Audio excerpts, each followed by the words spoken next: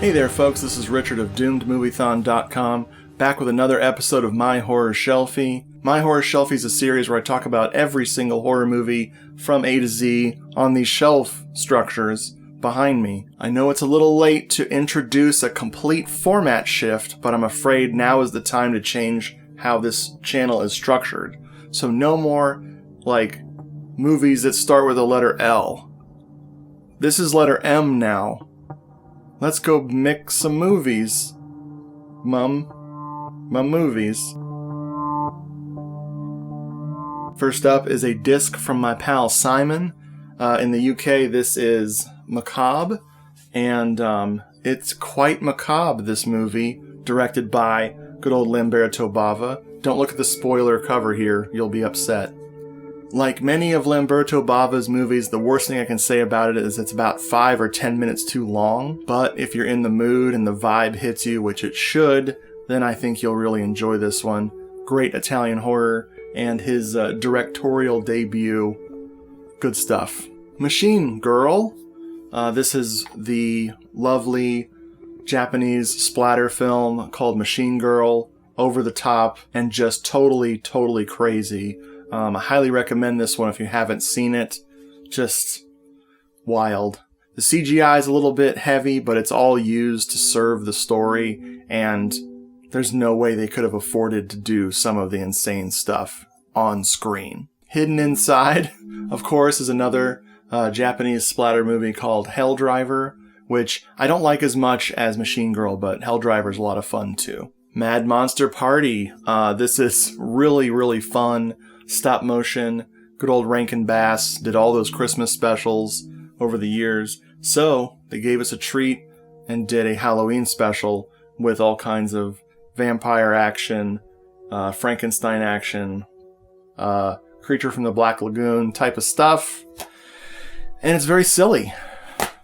And of course, Hidden Inside is a cartoon called Mad Monsters, which is also good, but I barely remember it. You should pick up Mad Monster Party. It's kooky. And I know you like kooky. Madhouse, one of two. I have 2 Madhouse movies in a row. This one's shaking. It's so scared.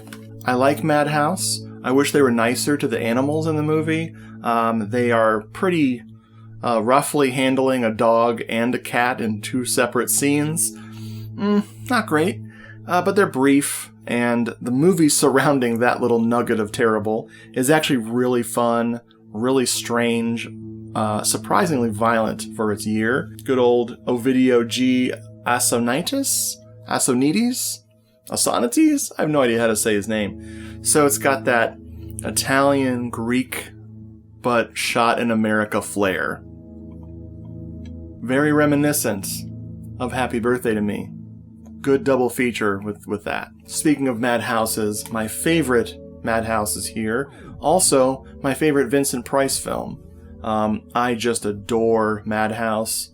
It's Vincent Price, Peter Cushing, and good old Captain Yorga himself. Captain Yorga? Maybe he was a captain. Count Yorga is in this. Robert Quarry. And this is just so British it hurts. I know a lot of people probably prefer a very similar film with Price called Theater of Blood. But this and the Phibes movies, the Dr. Phibes movies, are my favorite performances from good old Vincent Price. The Nice Price.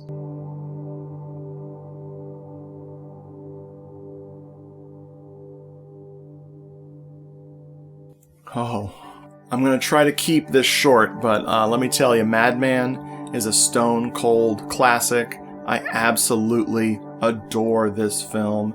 It is probably in my top 3 favorite slasher movies of all time. It's very silly. It's very violent. It's also truly eccentric, strange, unique, all packed into this movie. It also has one of my favorite lines of dialogue of all time, which is beep boop, beep boop, beep boop. Context? I will provide you with none, but watch the movie. Okay, we got Mandy here. This is good old Panos Cosmatos, Nicolas Cage vehicle that is quite different, quite special. I won't say too much about Mandy other than it's just such a nightmare of a film in a great way. The dream logic and the strangeness is just so thick. The visuals alone make this worth watching. I wish it was a tad shorter, but I wouldn't cut anything. If you are out there and you haven't seen this yet, please give it a watch. It's wild. Okay, so Manhattan Baby is not one of Fulci's best, to say the least, but it was made during his best era. It was made right after the Gates of Hell trilogy, and it feels like one of those movies without being as gory or as good. But I'm always left wanting more after I watch City of the Living Dead, The House by the Cemetery, and The Beyond. I always want that little bit extra. So I watch like The Black Cat, and then I watch this to really get that early 80s Fulci vibe going strong. But I understand this is not a lot of people's favorite because it's just really slow and strange. Weirdly enough, it's a ripoff of a film called The Awakening with Charlton Heston. That's a major motion picture by a bigger studio, and I think this is more interesting than that, but I also like The Awakening. Okay, last movie of this video.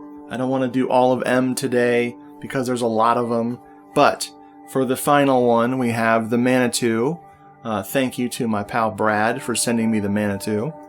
This is very silly, potentially problematic, body horror meets cosmic horror meets Native American exploitation, like a theme of that too.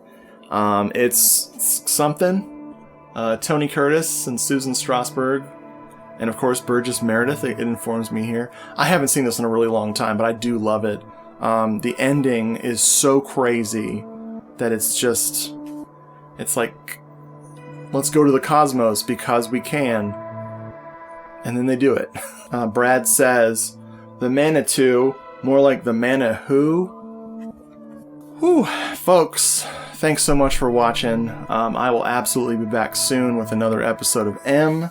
If you're feeling very, very kind and you want to pick up a book that I wrote, go over to Amazon and look for Giallo Meltdown 2 or Giallo Meltdown, a Moviethon Diary, or any of the other books I've written. I almost finished a sentence without stumbling. Editing is cool. Goodbye, folks. Editing is cool. Editing is cool. Editing is cool. Editing is cool. Editing is cool. Editing is cool.